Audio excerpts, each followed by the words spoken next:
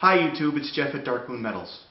I want to give you a quick description of what this video is going to be about. That way you can decide whether or not you want to hang out and continue watching. My video that I posted a while back on Introduction to Sandblasting is still the most popular video I have on my channel. Every month it just outperforms every other video I've ever posted. And considering that I started out doing welding and fabrication, that's kind of a surprise to me. I figured something else would have taken its place a long time ago. Since I posted that video, I've probably had about 100 different requests asking me about the air supply that you should use with a sandblaster, what you should look for.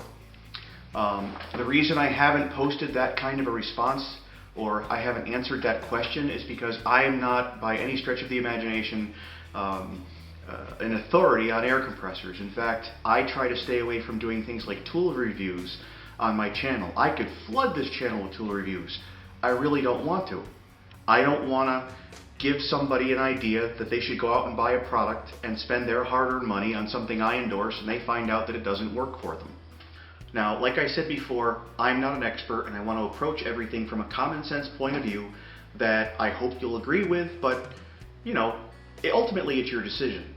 Now, there are YouTube channels out there that have done reviews on air compressors and talked about what you need for an air compressor and stuff, and they talk about it, it's like it's all of a matter of fact, like this is what you should do, and they're not experts either. So anything you see on YouTube, take with a grain of salt. But I think the common sense approach is probably going to be the best one. That's what I want to share with you. The first step to going out and finding a good air compressor, something that'll suit your needs, isn't to go out looking for an air compressor.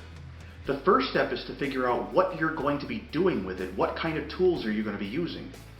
And to do that, I'm going to split the pneumatic tools, all the air tools, into two separate categories.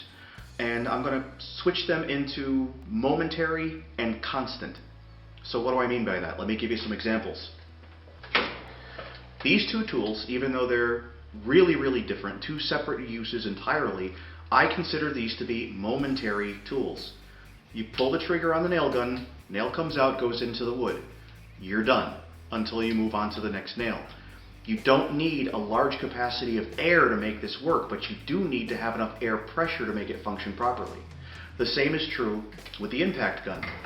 You pull the trigger, it pulls the lug off the tire, you release the trigger, and you're done. Your job is done. This is a momentary airflow requirement, so you don't need a huge capacity as far as the size of a tank you need to get your job done. But it does require at least, there's no label on this anymore, but I know I use it at 120 to 135 psi. If you run it at, let's say, 60 psi and you pull this trigger and it's on a lug, it's not going to pull the lug off of the tire unless that lug is really, really dangerously loose. So this requires a minimum air pressure to work. So the first thing that you need to throw in your category of things to look for is what is the air pressure that the air compressor needs to meet to make all my tools work efficiently. So let's move to the other end of the spectrum and to what I call the constant air tools. This will be the second category. These are going to be things like your pneumatic belt sanders, your grinders, your plasma torches, especially your sandblasting systems. These are things that might not demand a high pressure to function, but they demand a lot of air. So that's where things like your capacity is going to come into play, whether you buy a 30-gallon tank or a 60-gallon tank or 120, what have you. But let's take a look at some air compressor stats and compare them side by side and see how they stack up. You would think people in marketing would try to make your life easy when it comes to picking a product. Unfortunately, that's not the case. Take this image. You have a Porter Cable 6-gallon air compressor that boasts 150 psi. Below it, you have a DeWalt 6-gallon air compressor, and all it says is, it's an electric air compressor. Well, what's the Porter Cable run on? Gas? Let's dive right in and compare the stats on these two compressors side by side. As you can see, the air delivery between these two air compressors is very similar, but yet the DeWalt boasts 165 psi, 15 more than what the Porter Cable boasts. So why does the headline on the DeWalt make it sound so generic? Simple electric air compressor. Well, this may be due to marketing, maybe one offers a higher profit margin than the other to the store. It could just be something as simple as there's more than one person working on the website, and each one has their own way of laying things out. This could be detrimental to the person who's trying to make a purchase, however.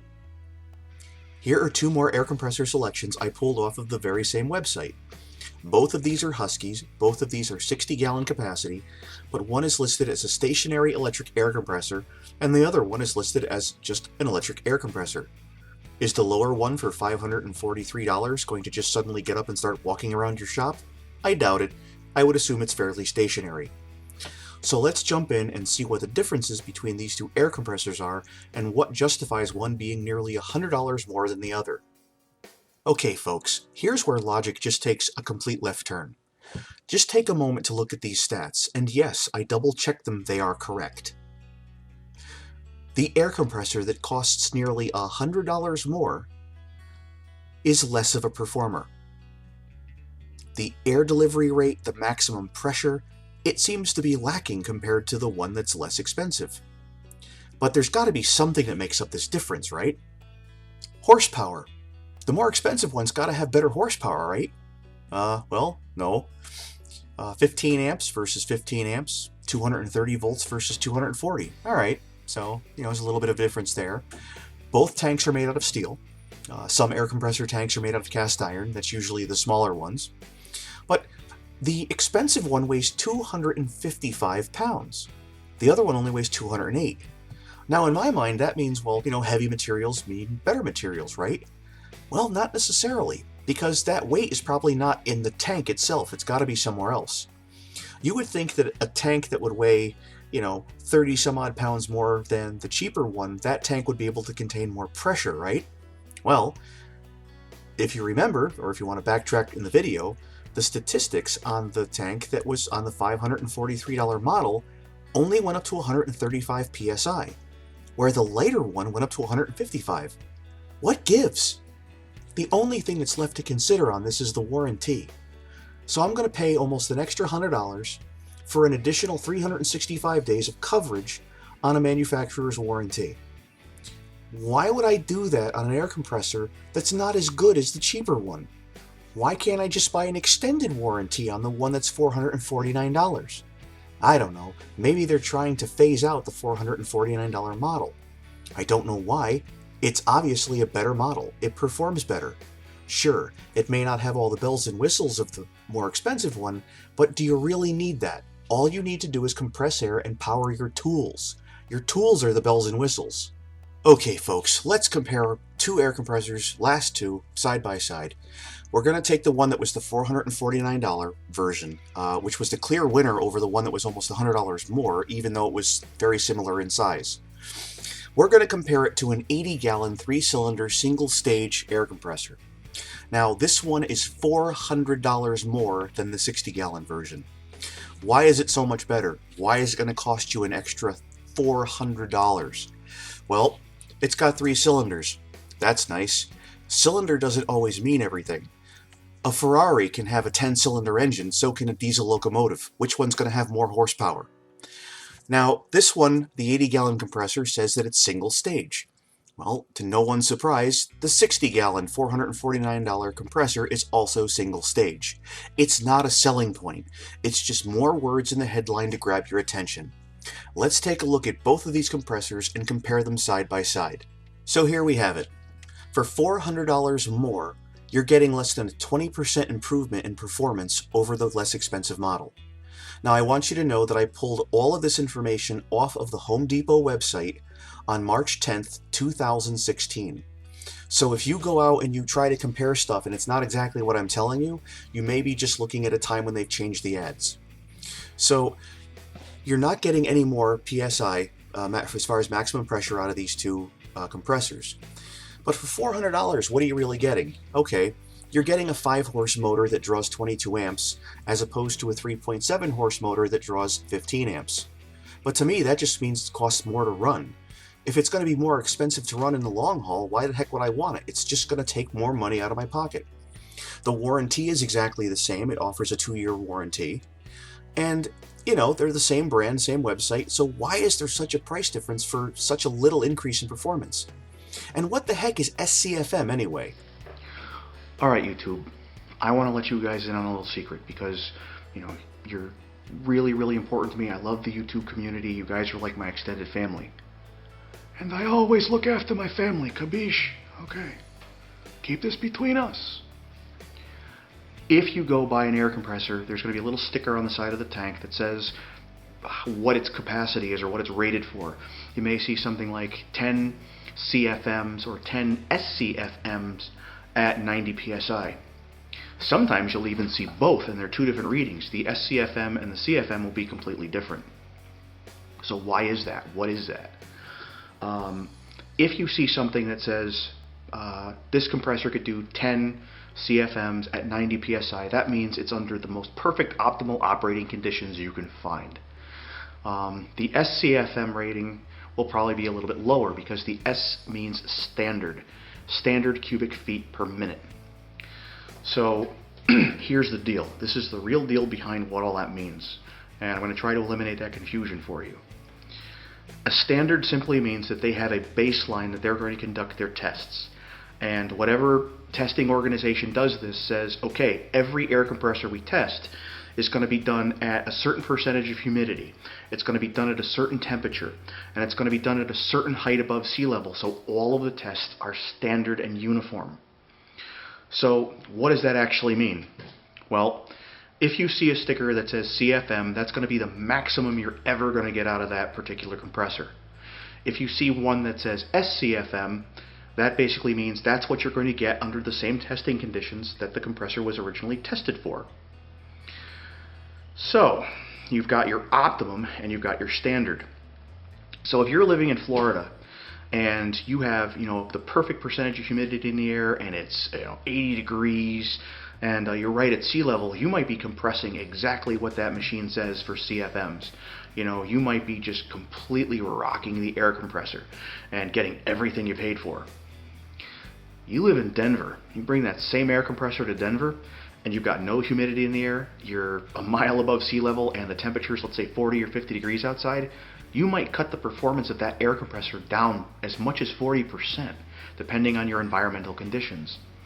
So depending on where you are in the country is really going to determine what you need to drive your tools.